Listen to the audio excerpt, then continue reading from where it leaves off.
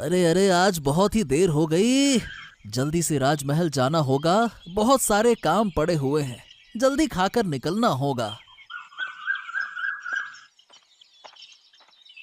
अरे माँ, अरे ओ माँ, अरे खाना दे दो मुझे। मुझे तो राजमहल जाना है।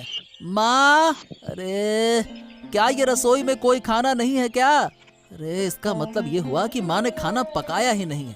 क्या अजीब बात है। अरे अरे, सुबह सुबह इतनी आवाज क्यों लगा रहे हो? अरे मुझे राजमहल जाना है। मुझे खाना दे दो, खाना। राजमहल जाना है तो मुझे क्या करना है? खुद खाओ, खुद बना लो। मुझे गुस्सा क्यों दिखा रहे हो? बहुत किया तुम्हारे लिए, तुम्हारे बाप के लिए। वो तो कब का चला गया, अब नहीं कर सकती मैं। खुद बना के खाओ, खुद बनाओ और मुझे भी प्यार से खिलाओ। ये तो तुमसे हो ना सका। माँ, मैं दिन भर काम करता हूँ, कैसे सुबह खाना बना सकता हूँ? मैं तो तुमसे बस 2 बार खाना बनाने को कहा था। तुम्हारा तो ऐसा भी बुरा हाल नहीं है कि तुम 2 वक्त का खाना न बना सको, हैं? हाँ हाँ, तुम तो यही कहोगे। तुम्हें मेरी सेहत का कोई ध्यान है? तुम तो बस महाराज और अपने कामों में ही व्यस्त रहते हो। ओ देखो माँ, तुम ना बहुत आलसी हो रही हो। ये आदत तुम्हारी सेहत के लिए और खराब हो सकती है।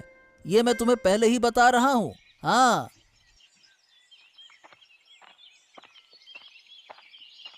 अरे माँ, अरे ओ माँ, माँ। क्या है रे? क्या हुआ? थोड़ा तो आराम से बोलो। बस माँ माँ माँ करते हो। अरे आराम से बोलने का क्या मतलब है? तुम तो बैठी हो ही माँ। और मैं कह रहा था कि मेरा दूध जो खींचा गया है, तुम ये दूध से भरी बाल्टी महाराज के दरबार में दे आओ, फिर काम हो जाएगा। हाँ। नहीं नहीं बेटा, अभी नहीं कर सकती, कुछ और काम है। हैं? क्या काम है?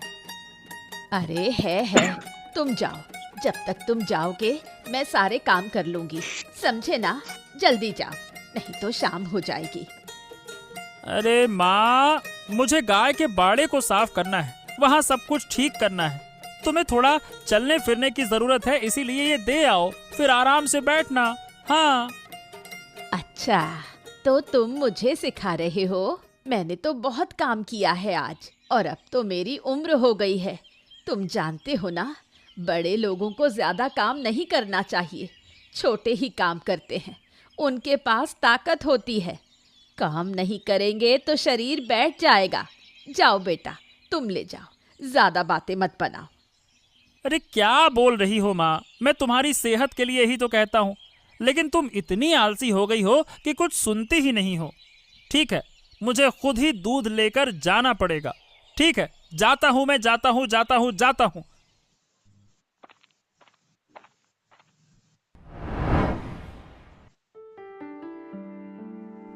ओ देवराज, आओ आओ आओ आओ।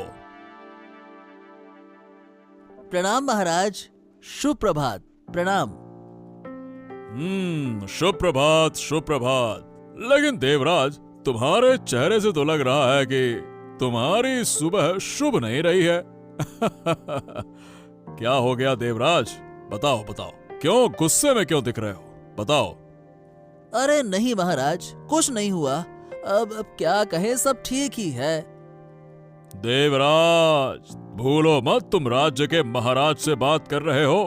उनकी आंखों में धोखा देना इतना आसान नहीं होता। हाँ। चलो, अब जल्दी से बताओ क्या हो गया। जी महाराज, दरअसल बात यह है कि आज सुबह उठते ही बिना कुछ खाए मुझे यहाँ आना पड़ा, क्योंकि घर में मेरी माँ ने कुछ खाना बनाया ही नहीं। और महाराज, ये सिर्फ आज नहीं हो रहा, अब तो मतलब आप समझ लो कि अक्सर ही ऐसा हो रहा है। माँ मुझे कोई काम करने नहीं देती, दिन भर सोती रहती है, बस बिस्तर पर पड़ी रहती है। यहाँ तक कि जब मैं यहाँ आने से पहले माँ से कहता हूँ कि माँ खाना बना दो, तो घर लौटते ही उल्टा मुझे खाना बनाने के लिए कहती है। बताइए भला। आहा, ये तो ठीक नहीं है। लेकिन देवराज, अब तुम्हारी माँ की उम्र भी हो गई है, इसलिए वो ऐसा कर रही होगी। ठीक है, तुम चिंता मत करो। उन्हें समझाओ, वो समझ जाएंगी। हाँ ठीक है, जैसी आपकी आज्ञा महाराज। सभी मुझे छोड़ के चले गए, कोई भी मेरे पास नहीं है।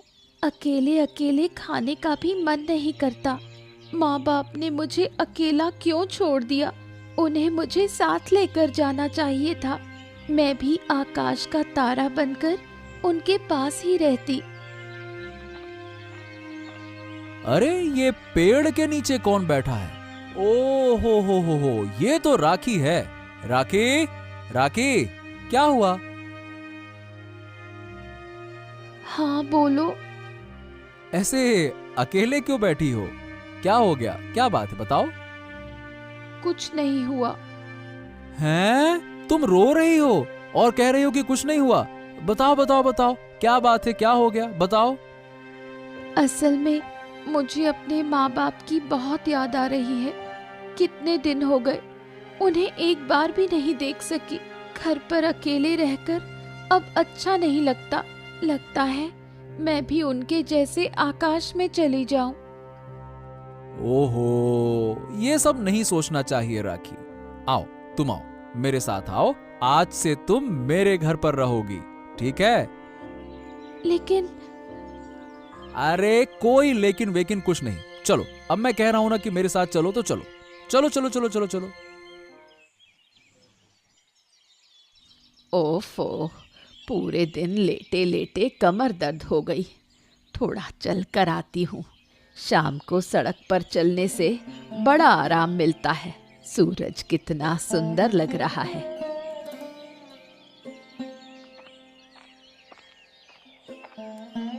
अरे ये तो देवराज की माँ है। कहाँ जा रही हो?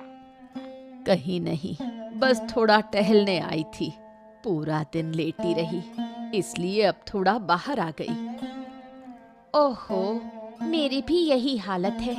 मेरा बेटा ही तो सब काम करता है, घर के काम हो या बाहर के काम। ऐसा बेटा कोई नहीं, बहुत अच्छा है वो।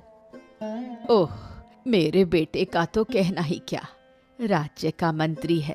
महाराज के बिना तो वो कुछ भी नहीं कर सकता। पूरे राज्य की जानकारी उसी के पास है। महाराज का सबसे विश्वसनीय आदमी है। कौन कहता है तुम्हें कि तुम्हारा बेटा ही सबसे विश्वसनीय है? मेरा बेटा माधव तो पूरे राज्य की बातें जानता है। हमारे घर के ग्वाले का दूध ना जाए तो महाराज मुंह तक नहीं लगाते। मेरा बेटा ही वो दूध लेकर जाता है। चुप रह, ज्यादा बात मत कर। मेरे बेटे को अगर पता चला तो तुझे ठीक कर देगा। क्या कहा तुमने? मुझ बूढ़ी को? तुम्हें क्या लगता है, तुम भी तो बूढ़ी हो? मुझे कहने चली है, मैं भी अपने बेटे को बताऊंगी, फिर देखो क्या होता है। प्रणाम महाराज। प्रणाम प्रणाम। आओ माधव, आओ आओ आओ। महाराज, क्या मैंने कोई अपराध किया है? आज भी तो समय पर दूध दिया था, फिर भी आपके पहरेदारों ने मुझे यहाँ बुलाया। क्या आप मुझसे कुछ कहना चाहते हैं महाराज? नहीं नहीं नहीं नहीं माधव, अपराध की बात हम क्यों करेंगे, लेकिन हाँ, एक महत्वपूर्ण बात थी जो तुम्हें बतानी थी। हाँ हाँ, क्या महाराज, कहिए। तो बात यह है कि तुम जो दूध हमें देते हो, कुछ दिनों से उस दूध में से बदबू आने लगी है। कई लोग उस दूध को पी नहीं पा रहे हैं। इसका क्या कारण है? पहले तो तुम बहुत अच्छा दूध देते थे, बताओ। दरअसल महाराज, घर के सारे काम और बाहर के काम अकेले संभालते हुए गायों का ठीक से ध्यान नहीं दे पा रहा हूँ। शायद इसी वजह से ऐसा हुआ हो। महाराज, कृपया करके माफ करें। मैं इस बात का ध्यान रखूंगा कि आगे से ऐसी कोई शिकायत ना आए। ये बताओ, अकेले क्यों? तुम्हारी माँ भी तो है, वो तुम्हारी मदद नहीं करती है क्या? हाँ महाराज, माँ तो है, लेकिन माँ मुझे किसी भी काम में मदद ही नहीं करती। उल्टा हमेशा मुझे डांटती रहती है। इस वजह से सब कुछ मुझे खुद ही अकेले करना पड़ता है। ये ठीक नहीं है माधव। ठीक है, चलो अब तुम जाओ, मैं देखता हूं कि क्या किया जा सकता है। ठीक है महाराज, जैसी आपकी आज्ञा। देवराज और माधव के बारे में कुछ तो सोचना होगा।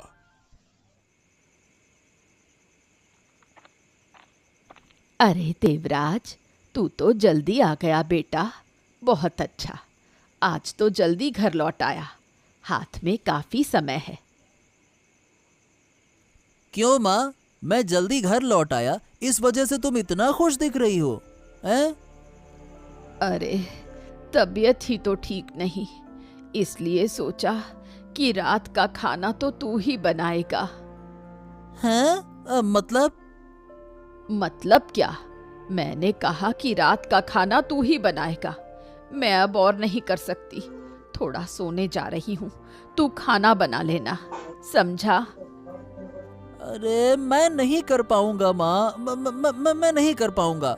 सब काम करते करते थक चुका हूँ माँ मैं अब। तू क्या काम करता है बेटा?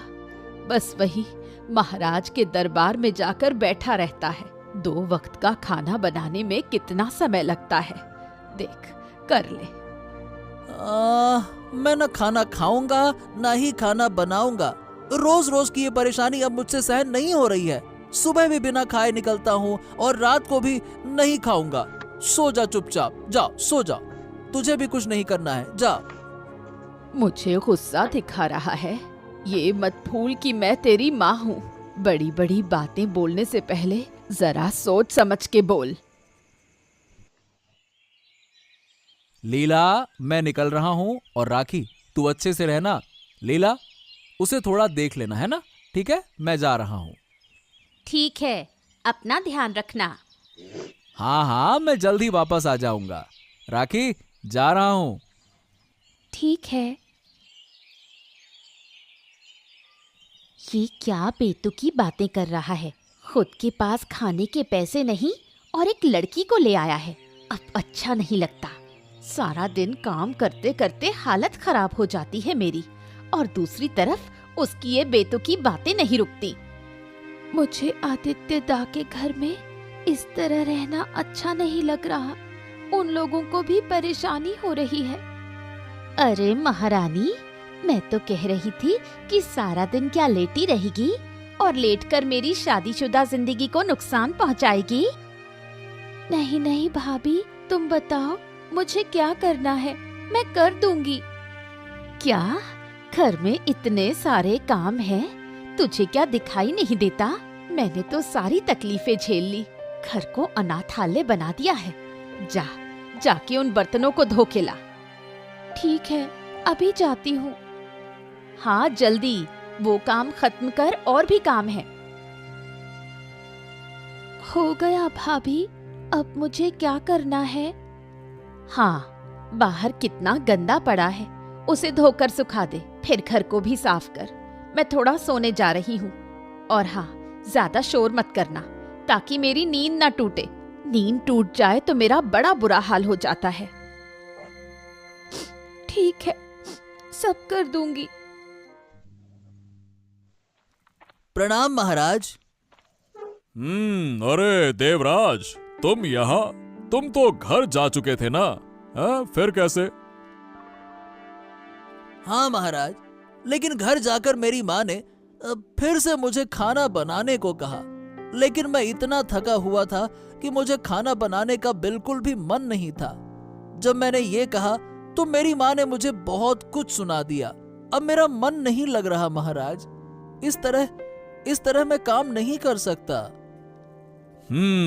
ये तो बड़ी ही गंभीर बात है देवराज। आज शाम को मेरे पास माधव आया था, जो हमारे दरबार में दूध देता है। उसकी भी तुम्हारी तरह ही समस्या है। मैंने थोड़ी देर पहले उसकी बात भी सुनी। हाँ, अब क्या करूं महाराज, मेरी मदद करें, कृपया करके मेरी मदद करें। सुनो देवराज, खाना इस राजमहल में खाओ, फिर जल्दी से अपनी माँ को राज दरबार में लाने की व्यवस्था करो, ठीक है? हाँ ठीक है महाराज। और हाँ, सिर्फ अपनी माँ को नहीं, माधव को भी जाकर बता दो कि उसकी माँ के बारे में भी व्यवस्था की जाएगी। जितनी जल्दी हो सके ये सब काम खत्म कर लो, मैं तुम्हारे और माधव की माँ को सही सीख दूंगा, ठीक है? बहुत बहुत धन्यवाद महाराज, बहुत बहुत धन्यवाद। माँ, अरे माँ सुनो, तुमसे बात करनी है। क्या हुआ बेटा, बोल। महाराज ने तुम्हें और मुझे दरबार में बुलाया है, हमें जल्दी जाना होगा। कल रात ही मुझे राज्य के मंत्री देवराज ने सूचना दी थी। महाराज ने मुझे? लेकिन क्यों बेटा? अब मुझे नहीं पता, वो हमें जाने को कह रहे हैं। हमें जाना चाहिए, नहीं तो महाराज नाराज हो जाएंगे। हाँ। तो क्या महाराज को मेरे आलस के बारे में पता चल गया है? शायद मेरे बेटे ने ही सब कुछ बता दिया होगा। अच्छा नहीं लग रहा। अब क्या होगा? और कल तो देवराज की माँ के साथ झगड़ा भी हुआ था, उस बारे में भी मुझे बुला सकते हैं। अरे क्या हुआ माँ, ये क्या सोच रही हो इतना? नहीं नहीं, मैं नहीं जाऊंगी। कल देवराज की माँ से मेरा झगड़ा हुआ था, शायद इसी वजह से मुझे बुलाया है। हमें जाना ही होगा माँ, चलो मेरे साथ, नहीं तो महाराज हमें सजा देंगे। तुम जिद मत करो फालतू में। अगर हमसे कोई गलती हुई है तो महाराज शायद हमें थोड़ी सी सजा देंगे, लेकिन अगर हम नहीं गए तो हमारी सजा दोगुनी हो जाएगी। हाँ ठीक है, चलो। ओ राखी, जाओ खाना बना दो। हाँ, मैं अभी बनाती हूँ। आह आह, मेरा हाथ जल गया। आह। क्या राखी, तू ऐसे खाना क्यों बना रही है? ओ हो, कितना जल गई है तू। रुक रुक रुक रुक, मैं पानी लेके आता हूँ। लीला, अरे लीला, लीला। क्या हुआ? इतना क्यों चिल्ला रहे हो? अरे चिल्लाऊं नहीं तो क्या करूं? तुम राखी से खाना बनवा रही हो, क्यों हैं? अरे ये छोटी सी लड़की से काम करवा सकते हैं क्या, बताओ भला? और इतने दिन तो तुम खुद खाना बनाती थी, आज क्या हुआ हैं? मैं अकेले इतने सारे लोगों के लिए खाना नहीं बना सकती। इतने सारे काम अकेले कैसे करूं? तुम बैठकर सिर्फ खाते रहोगे, कोई काम नहीं करोगे। छी छी छी छी राखी, तुम इतना गिर चुकी हो, एक छोटी सी लड़की से खाना बनवाती हो। इतनी नीच सोच। ओहो, मैं सोचा नहीं था कि तुम ऐसा सोचती हो। मैं नहीं कर सकती, इस घर को छोड़कर चली जाऊंगी। तुम अपनी इस लड़की के साथ रहो, ये मैं कह रही हूँ। पूरे दिन खाना बनाने में मेरी जिंदगी खत्म हो रही है। या तो घर में काम वाली रखो या मुझे बाप के घर छोड़ दो। मेरी वजह से आदित्य भाई और भाभी के बीच इतना झगड़ा हो रहा है, मुझे उन्हें समझाना होगा। लीला, ऐसा मत करो। आदित्य भाई, इस घर को छोड़कर जा रही हूँ। लीला भाभी, तुम भी घर छोड़कर मत जाओ। मैं जा रही हूँ, तुम दोनों कृपया और झगड़ा मत करो।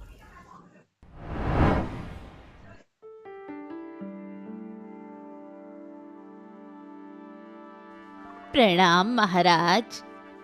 प्रणाम महाराज। आइए आइए आइए, हम आपकी ही प्रतीक्षा कर रहे थे। आप दोनों कैसे हैं, बताइए। ठीक हूँ महाराज, ठीक हूँ। अगर आप ठीक हैं तो अब कुछ काम करना होगा। आपके लिए एक बहुत अच्छा काम तैयार किया है। काम? लेकिन क्या काम महाराज? हाँ, कहता हूँ, क्यों घबराती हो? देखो, इस राजमहल में बहुत सारे फूलों के पेड़ हैं, एक बड़ा सा बगीचा भी है, सामने और महल के पीछे दोनों तरफ। उस बगीचे की देखभाल आप दोनों को करनी होगी। सुबह शाम पानी देना, फूलों की देखभाल और जो जो जरूरी काम है वो सब कुछ आपको करना होगा। समझ गई? क्या? लेकिन क्यों? हम क्यों आपके बगीचे की देखभाल करेंगे महाराज? क्योंकि हमने कहा है, अब से ये आपके जिम्मे है बगीचा, ठीक है?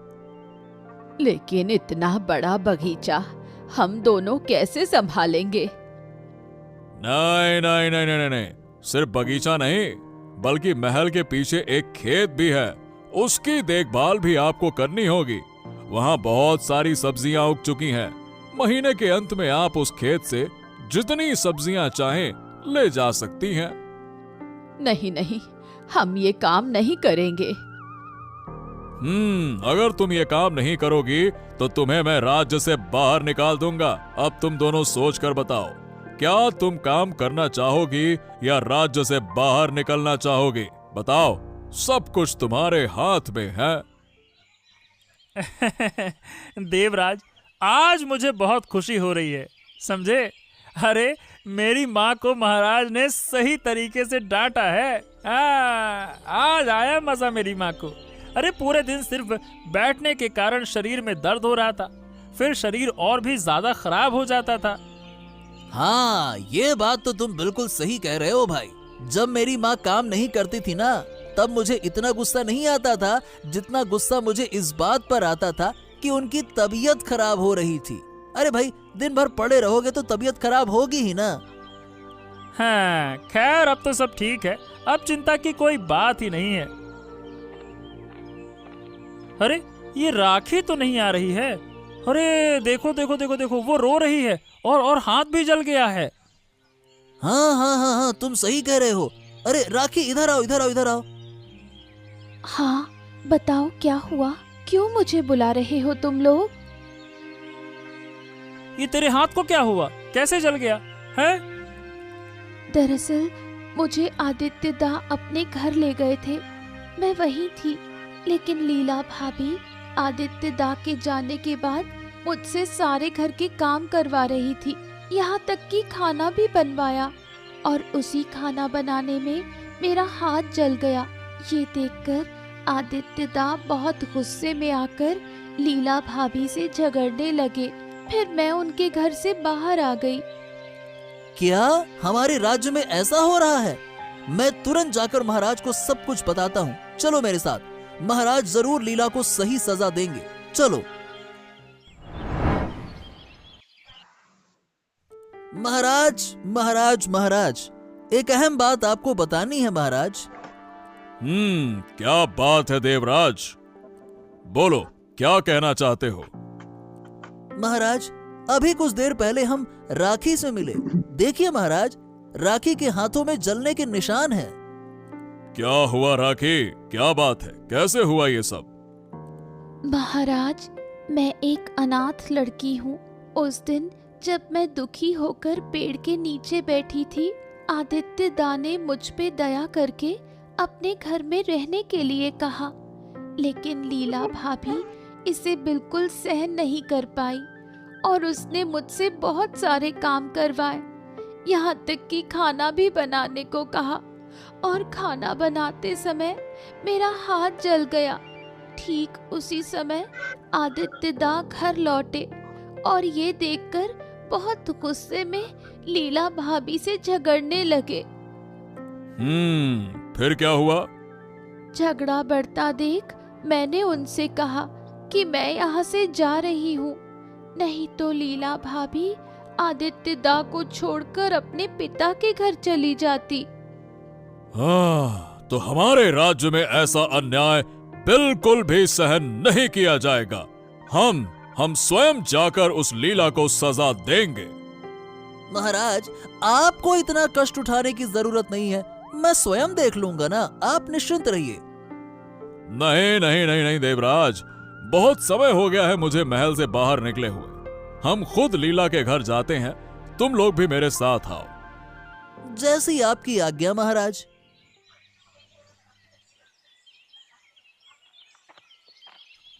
लीला, मुझे खाना दे दो।